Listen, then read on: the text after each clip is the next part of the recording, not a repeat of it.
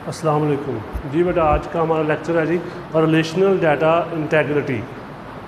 हमने इंटेग्रिटी को कैसे पॉसिबल करना है, क्योंकि इंटेग्रिटी का मतलब होता है कि डाटा आपका जो कंसिस्टेंट है या करेक्ट है, उसको हम नाम क्या देते हैं जी, इंटेग्रिटी कहते हैं। उसको हमने कैसे हासिल करना है। डेटाबेस का सबसे जो अहम फीचर है ना, वो यही है कि हमारा जो डाटा है ना, वो बिल्कुल सही रहता है, करेक्ट रहता है और कंसिस्टेंट रहता है, उसमें कुछ चेंजेस नहीं आती।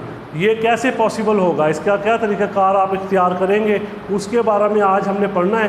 तो हम स्टार्ट करते हैं रिलेशनल डाटा इंटेग्रिटी। वो कहता है जी डाटा की जो एक्यूरेसी होती है या कंसिस्टेंसी होती है, हम उसे डाटा इंटेग्रिटी कहते हैं। ठीक है, मतलब ये रूल्स होते हैं। डाटा इंटेग्रिटी से क्या मुराद है कि ये रूल्स होते हैं, वो रूल्स डाटा को कंसिस्टेंट भी रखते हैं और करेक्ट भी रखते हैं।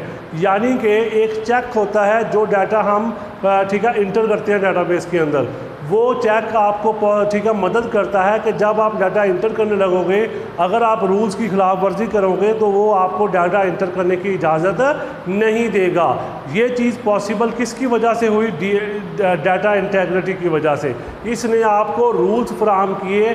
ठीक है, ये रूल्स इन्फोर्स कौन करता है, DBMS। यानी आपने इन रूल्स को फॉलो करना है ना। अगर आप नहीं फॉलो कर रहे तो आपको इन्फोर्स करने वाला जो प्रोग्राम है उसे हम क्या नाम देते हैं, DBMS कहेंगे। DBMS की जिम्मेदारी होती है वो इन रूल्स को लागू करे। ठीक है जी, इंटेग्रिटी से मुराद क्या हुआ कि डाटा आपका कंसिस्टेंट और करेक्ट रहेगा। जो डाटा आप डाटाबेस में इंटर करोगे वो अकॉर्डिंग टू रूल होगा। हम उसे नाम क्या देंगे, इंटेग्रिटी, डाटा इंटेग्रिटी। अब हमने इसको इन्फोर्स करना है। कैसे करेंगे, इसके तरीक़ाकार है। इसकी 3 किस्में हैं जी। पहली है जी एंटिटी इंटेग्रिटी। एंटिटी किसे कहते हैं, पर्सन, प्लेस, थिंग, ठीक है, अबाउट विच डाटा ठीक है कलेक्टेड इन डाटाबेस। यानी वो पर्सन, वो प्लेस, वो थिंग जो उस सिस्टम में हिस्सा ले रहे हैं, जिसके बारे में हम डाटा कलेक्ट कर रहे हैं उस डाटाबेस में, हम उसे एंटिटी कहते हैं। हर वो चीज़ जो डाटाबेस में पार्टिसिपेट करती है हम उसे एंटिटी कहते हैं। ठीक है, एंटिटी आपको, ठीक है, मैंने पीछे भी बताया था, एंटिटी हमारे पास ER डायग्राम में जब हम उसको रिलेशन में पढ़ेंगे वो रिलेशन होगा। ठीक है, तो ये क्या करती है, ये आपको ना एक लफ्ज़ होता है प्राइमरी की। इंटेग्रिटी में ये मेन चीज़ है, प्राइमरी की। ये क्या करेगा, ये एक ऐसा कॉलम होगा जो कि रिकॉर्ड को यूनिक आइडेंटिफाई करेगा, जो कि रिकॉर्ड को यूनिक आइडेंटिफाई, जो चीज़ आप एक दफ़ा लिख लेंगे वो दोबारा लिखने की इजाज़त नहीं देगा। और इसके अलावा नल वैल्यूज़ नॉट अलाउड, इसकी प्रॉपर्टी है कि ये ऐसी वैल्यूज़ को ठीक है अलाउ नहीं करता ऐड करने में जो कि ठीक है उसको पूरा ना करें, रूल्स को पूरा ना करें। यानी उसको खाली नहीं छोड़ेगा, उसके अंदर कोई ना कोई चीज़ आपको लिखनी पड़ेगी, तभी आप उसको इस्तेमाल कर सकेंगे। यानी प्राइमरी की का मकसद ये होता है रिकॉर्ड को यूनिक आइडेंटिफाई करना, यानी जो चीज़ एक दफ़ा आ जाए वो दोबारा से ना आए और नल वैल्यूज़ आप लिख ना सकें। इसका मतलब ये होता है कि आप ट्यूपल्स को ठीक है आसानी के साथ समझ सकें। ठीक है, तो वो कहता है जी एंटिटी क्या है, ऑब्जेक्ट, सब्जेक्ट या कोई इवेंट। ठीक है, और इसको हम इस्तेमाल करते हैं रिलेशन, यानी एंटिटी को स्टोर करने के लिए हम क्या इस्तेमाल करेंगे, रिलेशन, या फिर इसे क्या कहते हैं, टेबल कहते हैं। रिलेशन कहते हैं या फिर क्या कहते हैं, टेबल।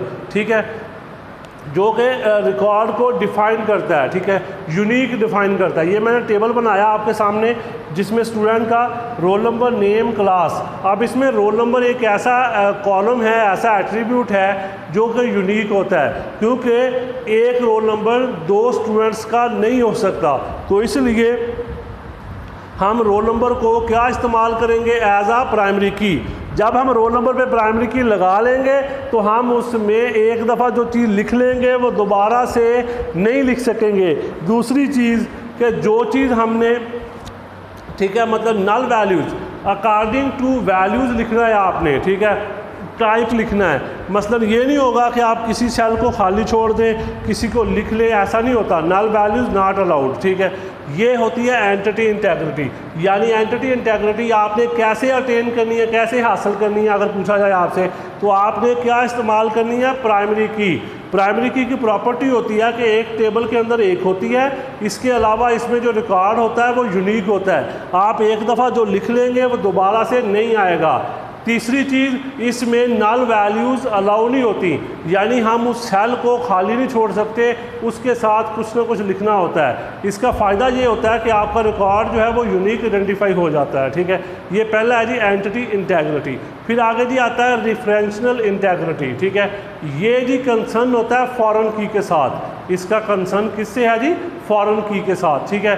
फॉरेन की क्या है, हमने पिछले लेक्चर्स में पढ़ा था, हमारे पास दो टेबल होती हैं, एक होता है चाइल्ड टेबल, एक होता है पेरेंट टेबल या मास्टर टेबल। हम क्या करते हैं, जो मास्टर टेबल है उसकी जो प्राइमरी की है उसको रेफरेंस करते हैं दूसरे टेबल में। मसलन एक स्टूडेंट है, हमने उसके मार्क्स लिखने हैं, ठीक है। ये देखिए ज़रा, ये स्टूडेंट का टेबल है, ठीक है। हम चाहते हैं इसके मार्क्स लिखना, हमने ये टेबल बनाया, यहाँ पे वही रोल नंबर आएगा जो कहाँ मौजूद होगा, इस जगह मौजूद होगा, ठीक है। इसका मतलब क्या हुआ कि जो यहाँ पे प्राइमरी की है वो वहाँ जाके क्या बन जाएगी? फॉरेन की बन जाएगी, ठीक है। ये इसका फ़ायदा क्या होगा, ये दो टेबल्स के दरमियान रिलेशनशिप बनाएगा, दो टेबल्स के दरमियान रिलेशनशिप बनाएगा, जो कि क्या करेगा, यानी उन दोनों को कंसिस्टेंट रखेगा। अगर आप रिकॉर्ड को ऐड करते हैं, अगर आप रिकॉर्ड को डिलीट करते हैं, तो आपको क्या करेंगे आप उसको, ठीक है, कि ये रिलेशनशिप डिफाइन होता है, ठीक है। इस वजह से आपका रिकॉर्ड यूनिक रहता है। अब यहाँ पे उसी रोल नंबर के, उसी स्टूडेंट के सब्जेक्ट या मार्क्स आएंगे जो इस जगह मौजूद होगा, जो इस जगह मौजूद नहीं है वो यहाँ पे नहीं होगा। अगर आप कोई चीज़ यहाँ से डिलीट कर देते हैं तो वो वहाँ से भी डिलीट हो जाएगी, ठीक है। तो ये चीज़ आपने याद रखनी है, ठीक है जी। तो वो कहता है रेफरेंशियल इंटेग्रिटी क्या करती है, provide defined relationship between table, यानी टेबल्स के दरमियान रिलेशनशिप प्रोवाइड करती है, यानी दो टेबल्स को आपस में कनेक्ट करती है, जोड़ती है, जिसकी बिना पर आप अपने रिकॉर्ड को ज़्यादा, ठीक है, बेहतर अंदाज में पेश कर सकते हैं। आगे वो कहता है इंश्योर की वैल्यूज़ आर कंसिस्टेंट। वो कह रहा है कि ये वाली जो वैल्यूज़ है ना वो सेम होनी चाहिए इस जगह पे। ये नहीं हो सकता कि यहाँ पे और वैल्यूज़ है, यहाँ पे और वैल्यूज़ है, ये नहीं है, ये रूल्स को फॉलो नहीं करता, ठीक है। आगे वो कहता है a value can not be use as foreign key if it has no corresponding value in primary key. मैं अभी आपको बता रहा था, जो चीज़ यहाँ मौजूद नहीं है वो आप यहाँ पे इस्तेमाल नहीं कर सकते, ठीक है। अगर कोई चीज़ प्राइमरी की यहाँ मौजूद नहीं है वो यहाँ मौजूद, ठीक है, नहीं हो सकती, जो यहाँ मौजूद होगी वो यहाँ भी मौजूद होगी, ठीक है। ये वो कह रहा है, ठीक है। आगे वो कहता है कि ये हमने जो जहाँ से प्राइमरी की है वो मास्टर टेबल है, या फिर हम इसे क्या कहते हैं, पेरेंट टेबल, और ये वाला क्या होता है, चाइल्ड टेबल होता है, ये सब, ठीक है, टेबल होता है, ठीक है जी। ये रेफरेंशियल इंटेग्रिटी है, इसको हम ऐसे, यानी इसमें क्या करते हैं, फॉरेन की का इस्तेमाल होता है, फॉरेन की रिलेशनशिप को डिफाइन करने के लिए इस्तेमाल होता है, ठीक है जी। तीसरी चीज़ आ गई जी डोमेन इंटेग्रिटी। अब सबसे पहले हमें डोमेन का पता होना चाहिए, डोमेन क्या चीज़ है। डोमेन कहते हैं जी all possible values of a attribute, किसी भी एट्रीब्यूट्स के जो पॉसिबल वैल्यूज़ होती हैं हम उसे डोमेन कहते हैं। मसलन जी एक क्लास है, अब एक कॉलेज के अंदर कौन कौन सी क्लासेस पढ़ाई जाती हैं वो उसकी डोमेन होगी।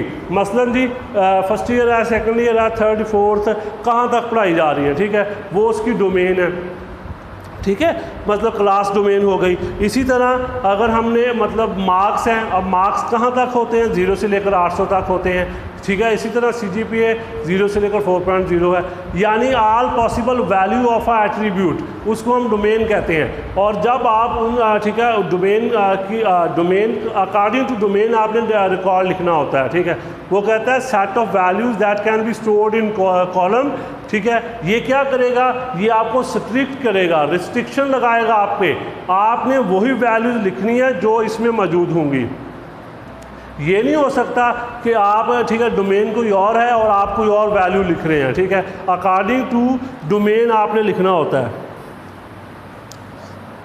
मसलन यहाँ पे देखें, ये रोल नंबर है, इसमें रोल नंबर आया, ये सब्जेक्ट है, इसमें सारे सब्जेक्ट आ जाएंगे, ये मार्क्स है, यानी मतलब क्या हुआ, डोमेन से क्या मुराद है, all possible value of a domain, ठीक है, एट्रीब्यूट, किसी भी एट्रीब्यूट की जो पॉसिबल वैल्यूज़ होती हैं हम उसे डोमेन कहते हैं।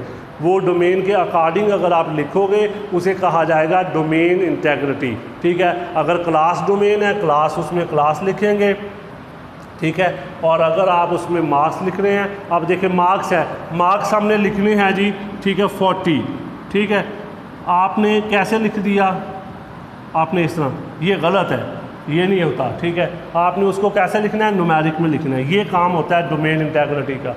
ठीक है, कि अकॉर्डिंग टू रूल्स आपको डाटा इंटर करने की इजाज़त देता है, वैसे नहीं देता। ठीक है जी, ये जी हमारा आज का टॉपिक था, रिलेशनल डाटा इंटेग्रिटी, और उसकी आगे ठीक है 3 हिस्से हमने पढ़े हैं, एंटिटी इंटेग्रिटी, रेफरेंशियल इंटेग्रिटी, और तीसरा कौन सा है जी, डोमेन इंटेग्रिटी। ये आपने अच्छे से कर लेना है। अपना ख्याल रखिएगा, अल्लाह हाफ़िज़।